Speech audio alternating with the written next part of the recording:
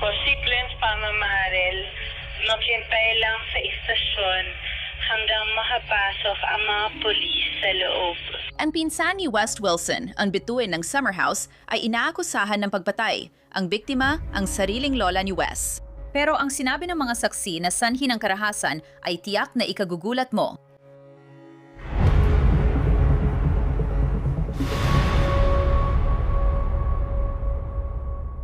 Maligayang pagdating sa Crime Fix. Ako si Angela Levy. Habang naghahanda si West Wilson para sa reunion shoot ng bagong season ng Bravo reality show na Summer House, isang matinding trahedya ang tumama sa kanyang pamilya bandang 10:00 ng gabi. No Abril 22, isang Miyerkules ng gabi, nang may tawag na dumating sa 911 center sa Carroll County, Missouri. Respond to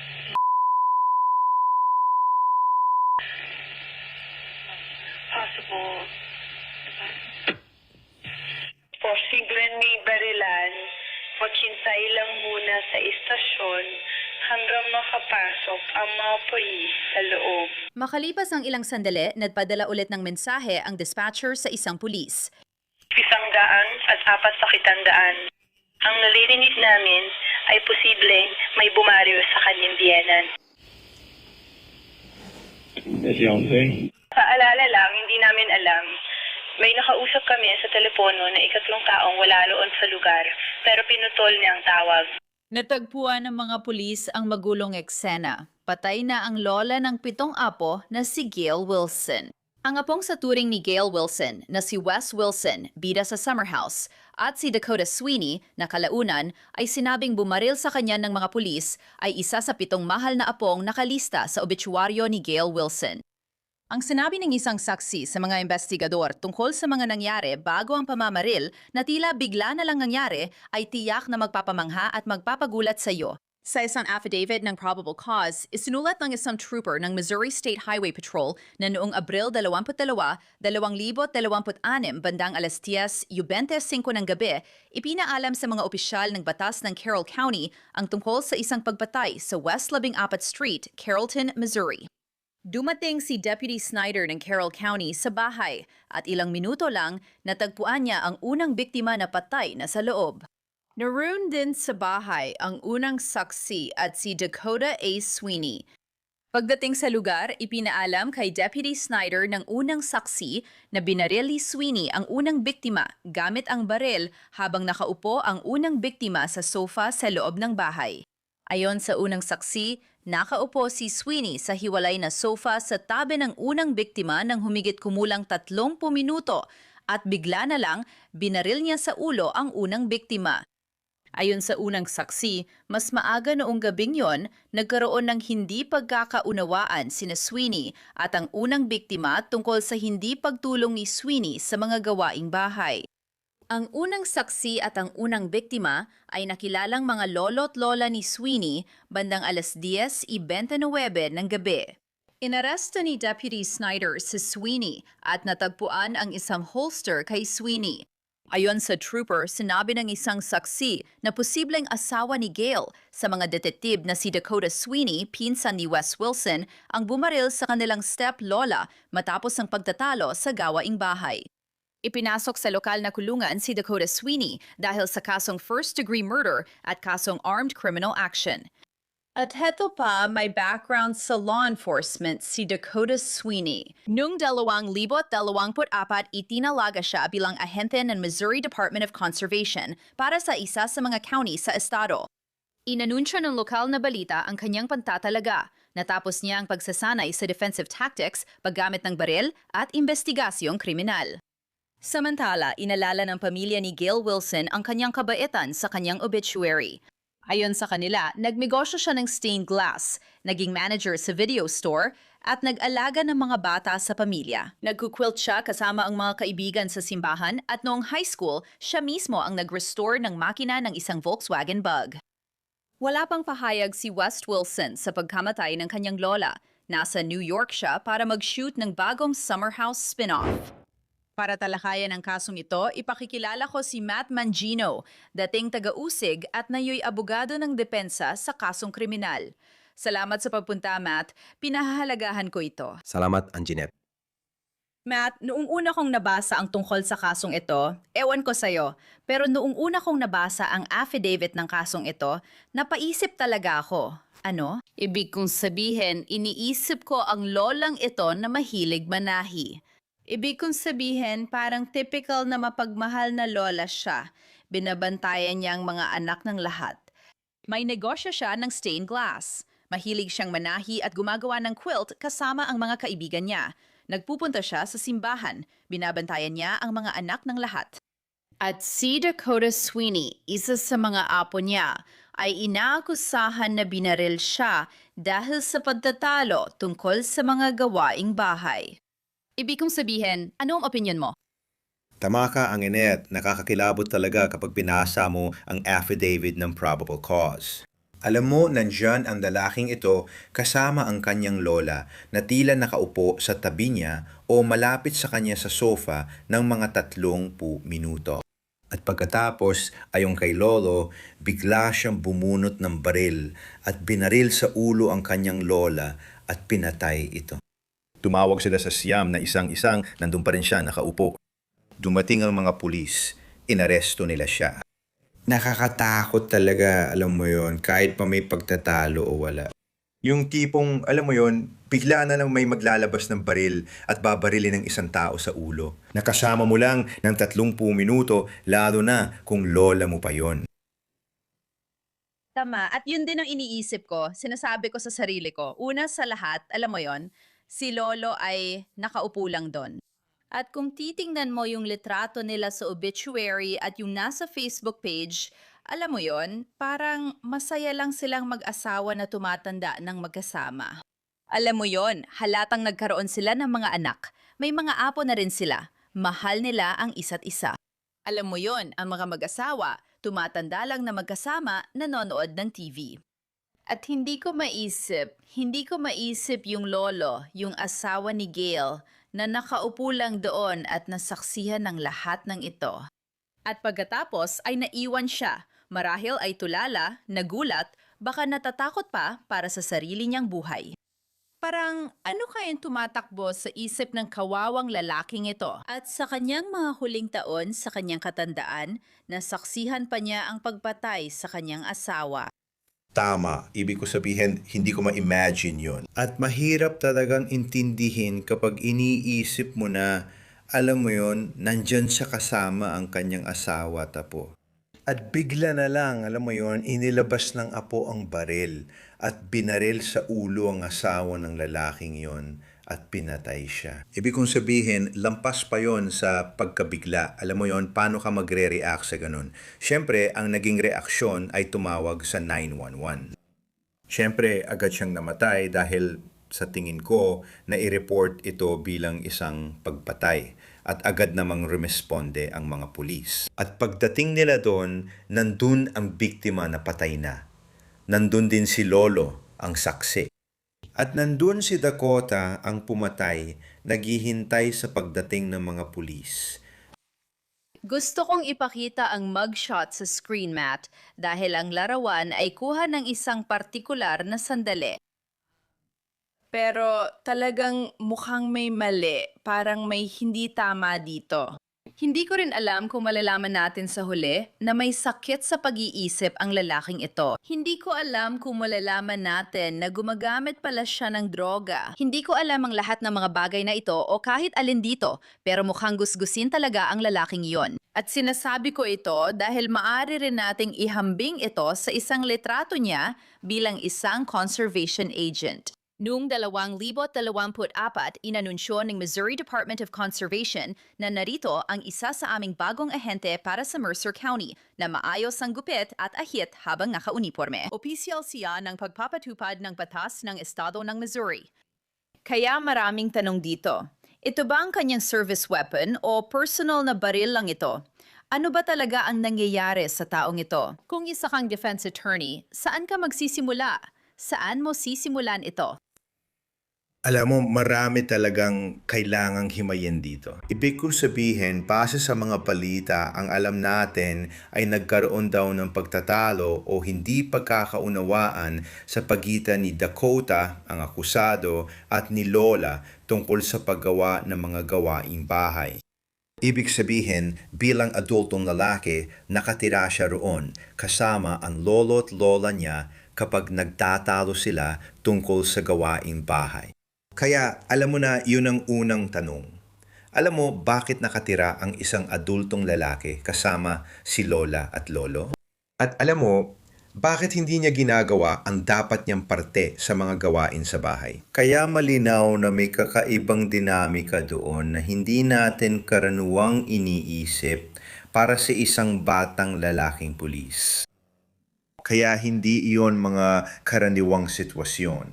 Sa tingin ko, nagkaroon sila ng hindi pagkakaunawaan. Pagkalipas ng 30 minuto, basta niyang binunot ang baril at pinatay siya. Talagang ginagawa itong kaso ng first-degree murder ito at hindi yung tipong krimen dahil sa bugso ng damdamin. Kapag nag-aaway kayo at nawawalan ka ng kontrol, minsan may nagagawa kang pagsisisihan. May oras para kumalma. May panahon na tahimik lang siyang nakaupo sa tabi ng alam mo na magiging biktima niya at bigla na lang niyang bubunutin ng baril at papatayin siya. Papatayin siya. Paratang lang yon. Inosente siya hanggang mapatunay ang nagkasala. Uulitin ko, Lola. Lola. Pananahi, paggawa ng quilt kasama ang mga kaibigan, pagsisimba, paggawa ng stained glass, pagiging Lola. Oh, bilang biktima, wala nang mas madaling kaavaan kaysa riyan. Hindi. At hindi, alam mo yon, hindi rin naman nagdudulot ng kahit anong simpatya o pag-unawa ang mga pangyayari sa kung anuman ang di umano'y nangyari dito. Parang napaka-random nito. Si Lola, nakaupo lang dito. Siguro, naiinis siya kanina sa mga gawaing bahay. Pero base sa mga kwento na alam natin, basta na lang niyang inilabas ang baril habang nakaupo sa sofa at binaril si Lola sa ulo. Walang matinong paliwanag para sa ganung klaseng asal. Isa sa mga pangunahing dahilan kung bakit ito napapabalita ay dahil si Gail, ang biktima sa kasong ito, ay lola ni West. Si Wilson na nasa sikat na palabas na ito, ang Summer House, na ipinalalabas sa Bravo. Sobrang sikat nito. At naghahanda na silang magsimula ng pag-shoot para sa bagong season. The night. Kinabukasan, pagkatapos ng gabing nangyari ito, magsisimula na sana siyang mag-shoot kinabukasan para sa bagong season na ito. At hindi ko alam kung paano, pero kahit paano, hindi ito nabunyag ng mahigit 1 linggo. Ibig kong sabihin, talagang inilihim ang balitang ito ng 1 linggo. At kaya hindi siya nagbigay ng komento tungkol dito kahit kailan. Wala pa tayong nakikitang komento mula sa kanya tungkol sa pagdadalamhati sa kanyang lola o iba pang ganoon. May opinion ka ba doon? Isa naman siyang reality TV personality. Ang reality TV ay umiikot sa persepsyon, drama, at imahe. Anong opinion mo dyan, Matt, bilang abogado? Sa totoo, isa itong trahedya sa maraming paraon. Alam mo, sigurado akong labis na nasasaktan ng pamilya ni Gail dahil dito. At alam mo, mahirap talagang maintindihan kung paano ang isang bagay na ganito na tila basta na lang nangyari ay nakakaapekto sa mga tao. Pero ang epekto nito ay kay West Wilson pati na rin sa kanyang karera, siguro. Ibig kong sabihin, paano kaya maaapektuhan nito ang kanyang karera? Paano naman ito naaapektuhan ang ibang mga taong malapit kay Gail? Mga kaibigan, pamilya? Kaya kapag may ganitong pangyayari, kapag may trahedyang ganito, ang epekto nito, alam mo, para sa mga miyembro ng pamilya at mga taong malapit sa biktima, talagang may malaking epekto sa kanilang buhay. Hindi lang pagdadalamhati ang pagkawala ng mahal sa buhay, marami pa itong epekto sa iba't ibang paraan.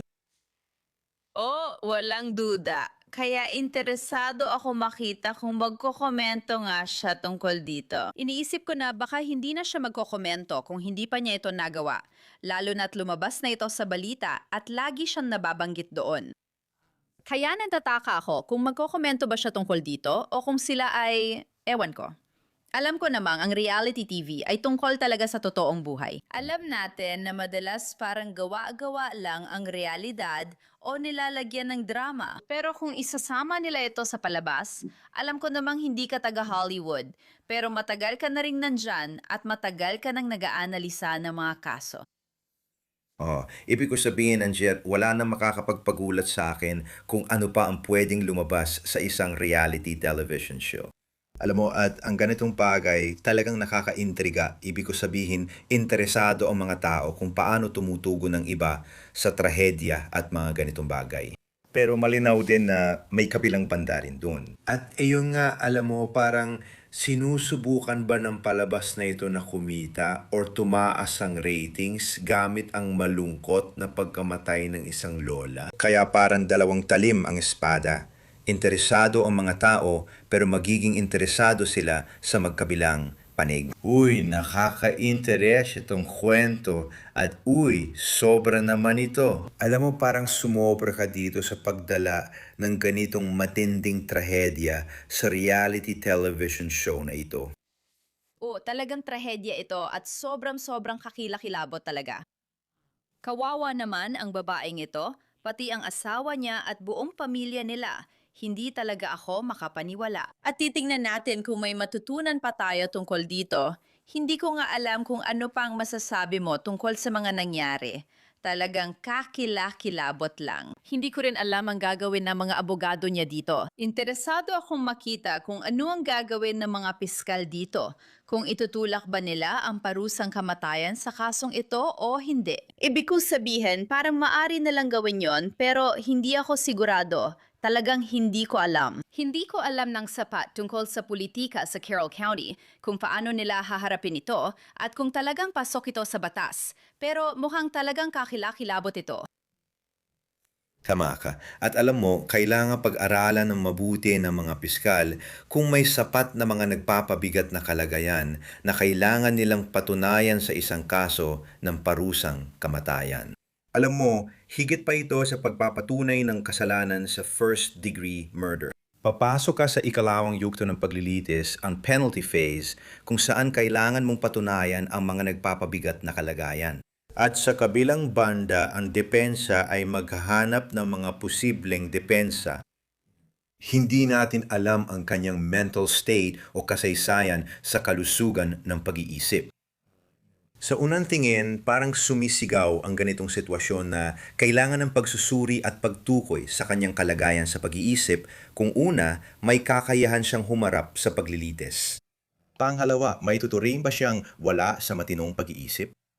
Meron pa siyang mental health issues na pwedeng magpagaan ng parusa sa death penalty. Kaya marami pang kailangan gawin ng magkabilang panig sa kasong ito. Mula sa panig ng prosecution at mula sa panig ng depensa. Walang duda. At minsan, ayaw ng mga pamilya na pagdaanan ang lahat ng iyon. Mas gusto na lang nila, ibig kong sabihin, ilagay na lang ito. Tapusin na lang ito. Sa tingin ko, depende rin kung saan mapupunta ang kaso, pwede rin itong mauwi sa plea agreement. At tama ka, Anjet, kasi muli ito pa rin ang parehong pamilya. Sige. Kadalasan, kapag tinitingnan natin ang isang kaso ng homicide, tinitingnan natin ang pamilya ng akusado at pagkatapos ay tinitingnan natin ang pamilya ng biktima. Dito, iisa lang ang pamilya. At dahil doon, mas nagiging malungkot at mas mahirap harapin ang sitwasyon. Walang duda. Patuloy naming babantayan ito. Salamat, Matt Mangino, sa oras at kaalaman. Pinahahalagahan ko ito. Salamat, Anjet. Lagi akong masaya kapag kausap kita. Para malaman mo, matapos naming mag-usap ni Matt, nalaman kong hindi na ahente ng pagpapatupad ng batas si Dakota Sweeney sa Missouri Department of Conservation na mahigit 1 taon. Ayon sa tagapagsalita, umalis si Sweeney sa ahensiya noong unang bahagi ng tagsibol ng 2025. Ngunit hindi niya masabi ang dahilan dahil may kasalukuyang kaso. Sisiyasatin pa namin ito at aalamin kung ano ang nangyari kay Dakota Sweeney sa ahensiya at kung bakit may kaso. Manatiling nakatutok. Nakakulong ngayon si Dakota Sweeney sa Missouri. Patuloy naming susubaybayan ang kasong ito. Dito nagkatapos ang episode ng Crime Fix. Ako si Angela Levy. Tandaan, mapapanood nyo kami sa YouTube at mapapanood at mapapakinggan din nyo kami sa Spotify. Bisitahin nyo kami roon at magkita-kita ulit tayo sa susunod.